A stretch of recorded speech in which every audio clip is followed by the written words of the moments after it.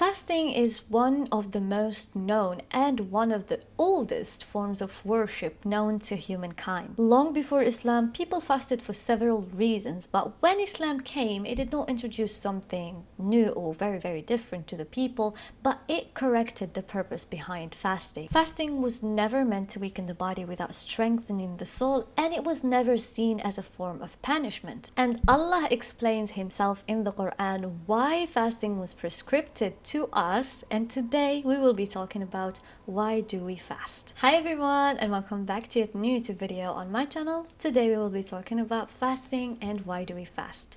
Let's get into it straight now. The primary reason as to why we fast is as simple as Allah commanded it. Islam begins with our submission to Allah, and the act of fasting actually explains that well. It's our way of expressing our submission to Allah.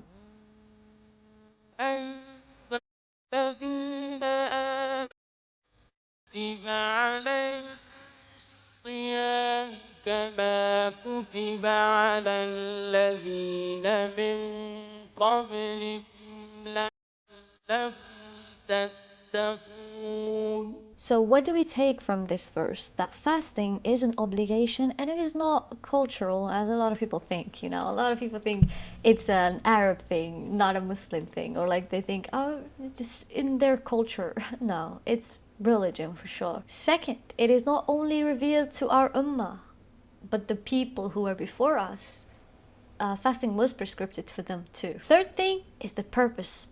The ultimate purpose of fasting is taqwa. Now, what is taqwa? Taqwa is often translated as God consciousness or the fear of Allah, but its meaning is deeper than that. Taqwa is an inner state that leads to outward obedience. It is awareness that Allah sees you when no one else does. Fasting quietly is a form of obedience. Fasting uniquely builds taqwa because it is an act that cannot be verified by people. When you do charity, other people can measure how much you've given, but when it comes to fasting, no one truly knows if you are actually doing it or not.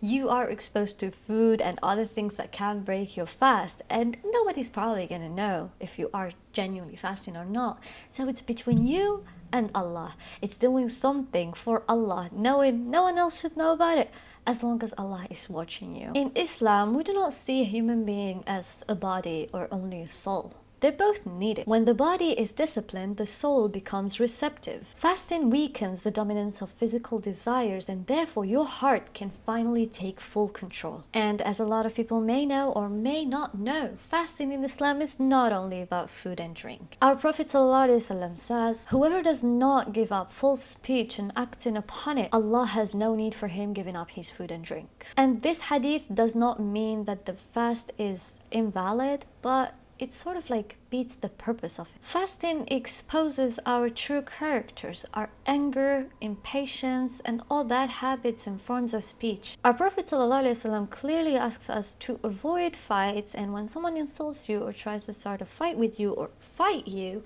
all you could do is say, I am fasting, and just walk away, because you have no time for these people. Because the purpose of fasting is also teaching us restraint. We cannot act upon our desires or instincts all the time. We have to control ourselves. One of the wisdoms of fasting is to allow the wealthy to experience hunger. And this hunger is not made for suffering, but for understanding. You see, we are blessed with food.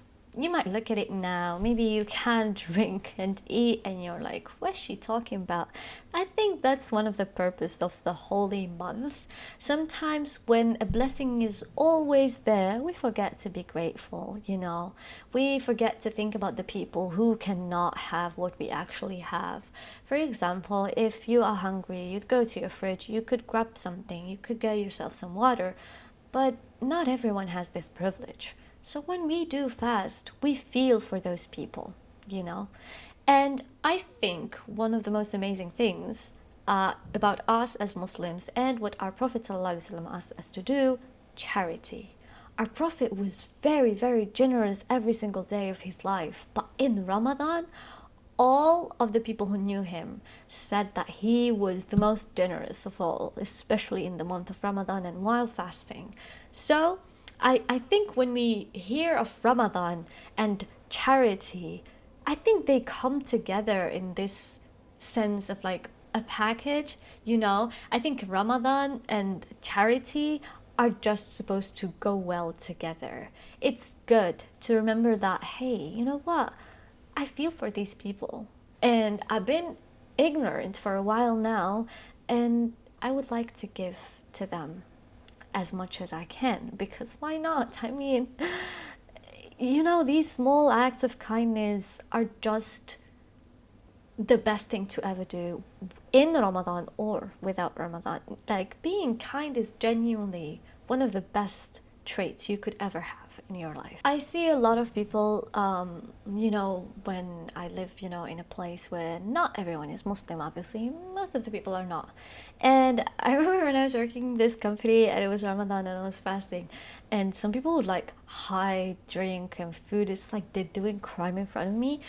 Am I the only one who doesn't really mind? Like, I genuinely do not mind seeing anyone eat in front of me, even if they do it for like hours in Ramadan, because I feel like seeing people, you know, eat and drink, this is something I can't have right now.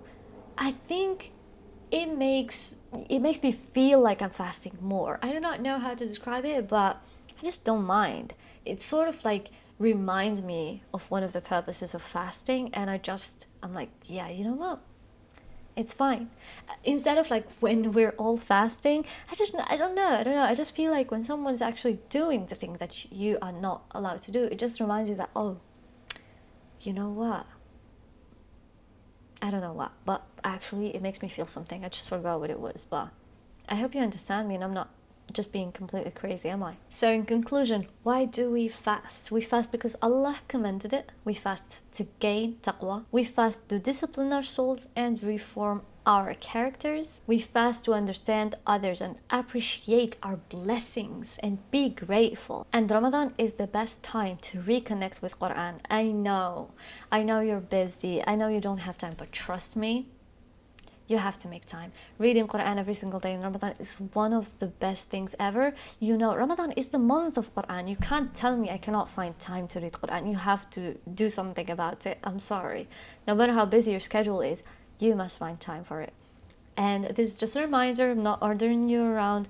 I hope you're doing well. Ramadan Kareem. This month, inshallah, you will be the closest to Allah than you have ever been.